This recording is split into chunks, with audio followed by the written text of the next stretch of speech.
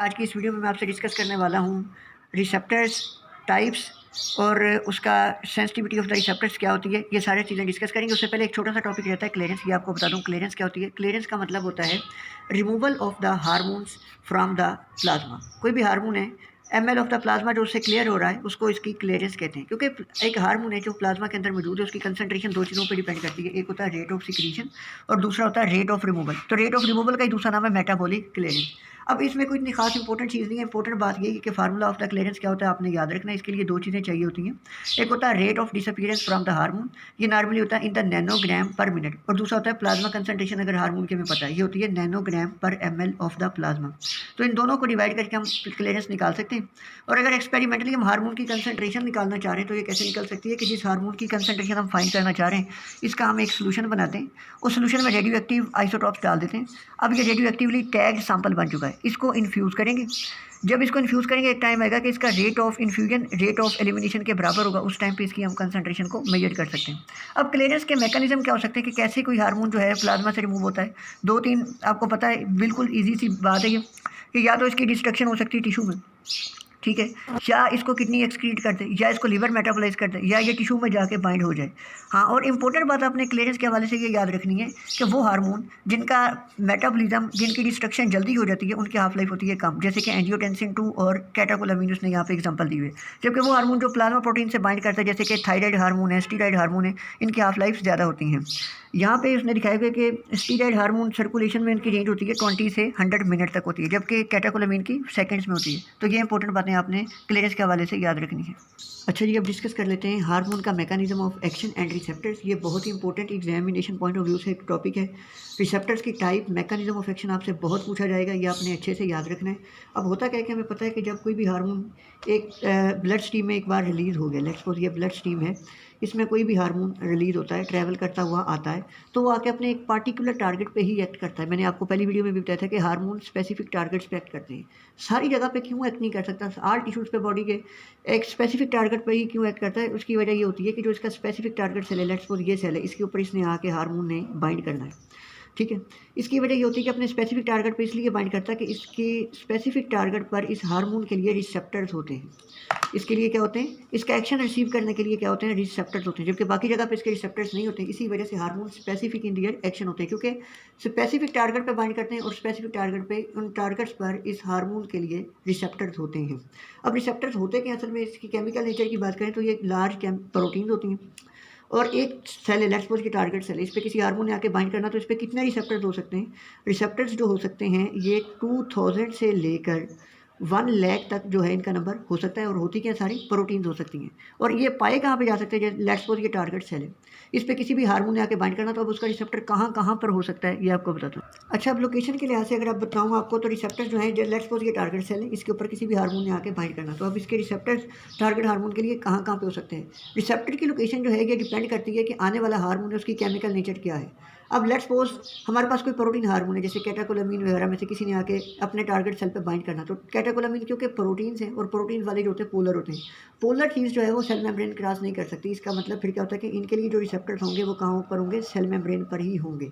जो भी protein hormone होगा इसके लिए रिसेप्टर्स कहाँ पर होंगे, ऑन द प्लाज्मा मेम्ब्रेन पर होंगे इसके लिए रिसेप्टर्स। जबकि दूसरी बात यह है कि अगर कोई ऐसा लिपोफिलिक हार्मोन आता है, लेट्स सपोज हमारे पास स्टीरॉयड हार्मोन आ जाता है, ये बहुत इंपॉर्टेंट है। स्टीरॉयड हार्मोन हमेशा एग्जामिनर का फेवरेट क्वेश्चन है, ये एग्जामिनेशन पॉइंट ऑफ व्यू और वाइवा में अक्सर आपसे पूछते हैं। ये इसकी डिटेल मैं आपको आगे बताऊंगा। फिलहाल आप याद रखें कि जब भी लिपोफिलिक सब्सटेंस है, अब ये तो मेम्ब्रेन क्रॉस कर सकता है, तो ये सेल के अंदर आएगा और इसके साइटोप्लाज्म में इसके लिए स्पेसिफिक रिसेप्टर्स पाए जाएंगे। तो स्टीरॉयड हार्मोन के रिसेप्टर्स कहाँ पे होते हैं, इन द साइटोप्लाज्म। अब इसके बाद लास्ट थर्ड लोकेशन कहाँ पे हो सकती है कि अगर थायराइड हार्मोन आएगा, थायराइड हार्मोन आके कहाँ पे बाइंड करेगा, इसके लिए रिसेप्टर्स कहाँ पे होंगे, in the nucleus.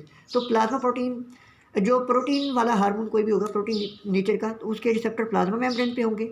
Lipophilic hormone के रिसेप्टर साइटोप्लाज्म में होंगे और थायराइड हार्मोन के रिसेप्टर कहाँ पे होते हैं, इन द न्यूक्लियस। अच्छा, ये अब इंपॉर्टेंट पार्ट डिस्कस कर लेते हैं कि number and sensitivity of the receptors ये क्या होती है, फिर इसकी मैं आपको इसके टाइप सारी बताऊंगा। अब होता क्या है कि लेट्स सपोज आप अज्यूम करें कि ये टारगेट सेल है, इसके ऊपर किसी हार्मोन ने आके बाइंड करना, तो ये इसके ऊपर मैंने 4 रिसेप्टर बनाए, ये है नंबर ऑफ द रिसेप्टर्स। अब सवाल ये पैदा होता है कि जो टारगेट सेल के ऊपर नंबर ऑफ रिसेप्टर थे, कि हमेशा एक ही जैसे रहते हैं, कांस्टेंट ही रहते हैं, या चेंज होते हैं, ठीक है। तो जवाब है ये कि इसका डे बाय डे या इवन मिनट टू मिनट जो टारगेट सेल है उसके ऊपर नंबर ऑफ रिसेप्टर चेंज होता रहता है, कांस्टेंट नहीं होते, कभी बढ़ते हैं कभी कम होते हैं। और दूसरी बात होती है सेंसिटिविटी। सेंसिटिविटी क्या होती है?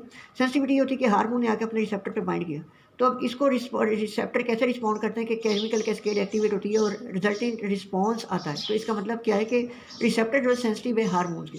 अगर हार्मोन आता है रिसेप्टर पे बाइंड करता है लेकिन कोई एक्शन ही नहीं होता, इसका मतलब हार्मोन जो है रिसेप्टर सेंसिटिव नहीं है हार्मोन के, तो इसको कहते हैं डिक्रीज इन द सेंसिटिविटी। तो ये सेंसिटिविटी है क्या, ये भी कांस्टेंट रहती है? जवाब है नहीं, सेंसिटिविटी भी चेंज होती रहती है। जब हमें रिस्पॉन्स रैपिड चाहिए होता है तो रिसेप्टर जैसे ही हार्मोन आकर रिसेप्टर से बाइंड करता है केमिकल कैस्केड एक्टिवेट होती है। कभी कभी क्या होता है कि हार्मोन ने जब अपना एक्शन कर लिया तो अब तो हमें एक्शन नहीं चाहिए, तो अब हार्मोन फर्दर अगर आके बाइंड करेगा तो केमिकल कैस्केड नहीं चलेगी, सेंसिटिविटी कम हो जाएगी। तो इस तरीके से सेंसिटिविटी का नंबर एडजस्ट होता रहता है। अब तो बहुत ही इंपॉर्टेंट हार्मोनल एक्शन के में टर्मिनोलॉजी यूज़ होती हैं, बार बार आप भी देखेंगे, इनको पढ़ेंगे भी। डाउन रेगुलेशन और अप रेगुलेशन क्या होती है? अब डाउन रेगुलेशन का मतलब ये होता है कि ये जो रिसेप्टर्स हैं ना, इनका नंबर और इनकी सेंसिटिविटी कभी इनको इनएक्टिव कर दिया जाए और इनका नंबर डिक्रीज़ कर दिया जाए, इस फिनोमेना को कहते हैं डाउन रेगुलेशन। अब कौन कौन से फिनोमेना है जिसके थ्रू रिसेप्टर को इनएक्टिव करके इनका नंबर कम कर दिया जाता है? डाउन रेगुलेशन के स्टेप्स क्या हो सकते हैं? अब ये हो सकता है कि हार्मोन आया, लेट्स सपोज ये हार्मोन आया अपने इस रिसेप्टर पे बाइंड करने के लिए, लेकिन आगे से क्या है कि रिसेप्टर के साथ तो ये बाइंड कर गया लेकिन आगे से केमिकल कैस्केड है जो वो चले ही ना। पहला तो ये हो सकता है मैकेनिज्म डाउन रेगुलेशन का। दूसरा ये हो सकता है कि ये जो रिसेप्टर मेम्ब्रेन पे बाउंड था इसको उतार के मेम्ब्रेन के अंदर सिक्वेस्टर कर लिया, हमने छुपा दिया है कि अब रिसेप्टर आएगा तो वो ढूंढेगा कि मेरा रिसेप्टर कहाँ पर गया है, हार्मोन आके देखेगा तो हार्मोन रिसेप्टर से बाइंड ही नहीं कर सकेगा। This is sequestration. पहला क्या था, कैस्केड ना चले। दूसरा क्या होगा, रिसेप्टर को कैस्केड कर लिया जाए, इसको थोड़ी सिक्वेस्टर कर लिया जाए। और तीसरा ये हो सकता है कि नंबर ऑफ रिसेप्टर जो है यहाँ से लाइसोसोमल एंजाइम बने स्पेशलाइज, वो जाकर रिसेप्टर की डिग्रेडेशन करवा दें ताकि नंबर ऑफ रिसेप्टर कम हो जाए। और लास्ट इंपॉर्टेंट मैकेनिज्म क्या हो सकता है कि इस रिसेप्टर डेफिनेटली प्रोटीन थी, तो प्रोटीन कैसे बनती थी, सेल खुद बना रहा था, तो नंबर जो है सिंथेसिस ऑफ रिसेप्टर डिक्रीज कर दी जाए। तो सिंथेसिस डिक्रीज करके कैस्केड को ब्लॉक करके लाइसोसोमल डिस्ट्रक्शन से और सिक्वेस्ट्रेशन से जो है डाउन रेगुलेशन हो सकती है। और अगर हमें कभी रिसेप्टर को एक्टिवेट करना पड़े और नंबर बढ़ाना पड़े तो इस फिनोमेना को कहते हैं अप रेगुलेशन। अच्छा जी, अब मोस्ट इंपॉर्टेंट टॉपिक पे आ गए हम, टाइप्स ऑफ द रिसेप्टर्स और इन कैसे कैसे रिएक्ट करते हैं। तो 4 टाइप्स होती हैं बेसिकली रिसेप्टर की जो गाइडेंस में हमारे मेंशन की गई है। एक होते हैं ion channel linked receptor, G protein coupled receptor, enzyme linked receptor and intracellular receptor. अब इसकी इंडिविजुअल डिटेल मैं आपको बुक से दिखाता हूँ। अच्छा जी, फर्स्ट टाइप हम डिस्कस करने वाले हैं आयन चैनल रिसेप्टर्स। क्या होते हैं? ये ऐसे रिसेप्टर्स होते हैं, मोस्टली होते हैं पोस्ट सिनेप्टिक मेम्ब्रेन पे। ये आपने सिनेप्स दिखा था, यहाँ पे ये जो रिसेप्टर्स हैं ना, ये क्या होते हैं कि जब इनके ऊपर कोई भी आके लाइगेंड बाइंड करता है तो इसके हार्मोन के बाइंड करने की वजह से क्या होता है, स्पेसिफिक चैनल जो होंगे ना ये ओपन हो जाएंगे। जब स्पेसिफिक चैनल्स किस आयंस के लिए ओपन हो गए, या कैल्शियम के लिए हो सकते हैं, सोडियम के लिए हो सकते हैं, पोटासियम के लिए हो सकते हैं। मेनली आप पोस्ट सिनेप्टिक मेम्ब्रेन का तो कंसेप्ट आपको होगा, आपने नर्व एंड मसल में देखा था कि जब यहाँ से आके एसिटाइलकोलिन रिलीज होता था तो वो एसिटाइलकोलिन गेटेड चैनल पे जब बाइंड करता था तो वो चैनल ओपन हो जाते थे। तो ये जस्ट वही चीज़ है, चैनल ओपन होंगे तो अंदर सोडियम का इन्फ्लेक्स होगा, इस तरीके से अंदर पॉजिटिविटी क्रिएट होगी और इस आने वाले हार्मोन या लाइगेंड का जो है रिस्पॉन्स जनरेट होगा। तो इनकी ये तो समराइज़ कर दूँ कि ये वो रिसेप्टर्स होते हैं कि जब इनके ऊपर आके हार्मोन बाइंड करता है तो इनकी वजह से ओपनिंग और closing of the ion channel होती है। अच्छा जी, अब देख लेते हैं दूसरी टाइप के जो रिसेप्टर्स होते हैं, इनको कहते हैं जी प्रोटीन कपल्ड रिसेप्टर्स। इसको कलेक्टिवली ऐसे लिख लेते हैं GCPR, असल में ऐसे लिख लेते हैं। और ये होते क्या हैं ये आपने पहले भी पढ़े होंगे, इसकी डिटेल आपको बताता हूँ। अब होता क्या है कि ये रिसेप्टर्स होते हैं असल में 7 पास रिसेप्टर, ये ट्रांस मेम्ब्रेन होते हैं। पहली बात ये आपको मेम्ब्रेन नजर आ रही है, तो ये मेम्ब्रेन के आर पार पड़े हुए हैं, इसलिए इनको ट्रांस मेम्ब्रेन प्रोटीन्स कहते हैं। होता क्या है, ये ट्रांस मेम्ब्रेन प्रोटीन होते हैं। अब देखिए 7 टाइम इन एंड आउटसाइड जा रहे हैं, इसलिए इनको 7 पास रिसेप्टर भी कहते हैं। और क्योंकि सांप की तरह होते हैं, नजर आते हैं, ठीक है, बल खा रहे होते हैं, तो इसलिए इनको सरपेंटाइन रिसेप्टर भी कहते हैं। जी प्रोटीन इनको 7 pass receptor, G protein coupled receptor या सरपेंटाइन रिसेप्टर एक ही चीज़ है। अब होता क्या है कि इनके 2 पार्ट होते हैं। ये जो बाहर वाली साइड होती है, यहाँ पे कोई भी लाइगेंड बाइंड करता है, इसको कहते हैं लाइगेंड बाइंडिंग डोमेन। जो इंट्रासेलुलर साइटोप्लाज्म में होता है इनका पार्ट, इसको कहते हैं इंट्रासेलुलर या टेल, इसको सिंपली कह देते हैं इंट्रासेलुलर डोमेन। अब होता क्या है कि इसको जी प्रोटीन कपल्ड रिसेप्टर, इसका मतलब क्या है, मतलब ये होता है कि इसकी जो इंट्रासेलुलर पार्ट है ना, इसके साथ एक प्रोटीन है, ये सारी प्रोटीन है, ये बाइंड हो रही होती है। ये प्रोटीन इटसेल्फ जो है ये क्या कर रही होती है, ग्वानिन न्यूक्लियोटाइड जो है उसके साथ बाइंड कर रही होती है। इस वजह से इस ग्वानिन न्यूक्लियोटाइड के साथ बाइंड करने की वजह से इसको क्या कहते हैं, जी प्रोटीन। और क्योंकि जी प्रोटीन रिसेप्टर के इंट्रासेलुलर पार्ट के साथ अटैच है, इसलिए अब ये रिसेप्टर सारा क्या बन गया, जी प्रोटीन कपल्ड रिसेप्टर। ठीक है, अब जी प्रोटीन कपल्ड रिसेप्टर का मैकेनिज्म ऑफ एक्शन क्या होता है कि जब तो लाइगेंड नहीं आता तो ये उस वक्त होता है इनएक्टिव। जब ये इनएक्टिव होगा तो क्या होगा कि जो इसकी इंट्रासेलुलर पार्ट है, टेल जिसको मैंने कहा, ये जी प्रोटीन के साथ बाइंड नहीं होगी, जी प्रोटीन अलग होगी। जी प्रोटीन क्या होती है असल में, ये 3 यूनिट पर मुश्तमिल होती है, अल्फा बीटा गामा। तीनों डिफरेंट हैं, और क्योंकि 3 यूनिट इसलिए ट्राइमेरिक कहते हैं, और क्योंकि तीनों डिफरेंट इसलिए इसको हेट्रो ट्राइमेरिक प्रोटीन कहते हैं। इनएक्टिव स्टेट में जब लाइगेंड नहीं आया तो उस टाइम पे क्या था कि ये GDP के साथ थ्रू अल्फा यूनिट जो है जी प्रोटीन अटैच हुई होती है, इसलिए इसको जी प्रोटीन कहते हैं। लेकिन अब क्या होगा कि जैसे ही हार्मोन आके बाइंड करेगा, बाइंड करने की वजह से क्या होगा, आप ऐसे याद रखें कि जो अल्फा यूनिट है ये बड़ा खुदगर्ज है। पहले इसने ये दोस्ती थी इसकी अल्फा और बीटा के साथ। अब हुआ क्या कि जब हार्मोन आके बाइंड किया तो रिसेप्टर की होगी एक्टिवेशन, जिसकी वजह से क्या होगा कि GDP रिप्लेस होगी GTP से। जब GTP से रिप्लेस होगी तो अल्फा यूनिट जो होगा ना, ये खुदगर्जी करेगा, ये अपने दोस्तों को छोड़ेगा, इससे अलग हो जाएगा और रिच बंदे के साथ दोस्ती कर लेगा। ये जो मेम्ब्रेन में पड़ा हुआ कोई एंजाइम होगा, इसकी डिटेल एडेनाइल साइक्लेज है, इसकी डिटेल मैं आपको सेकेंड मैसेंजर सिस्टम में बताऊंगा।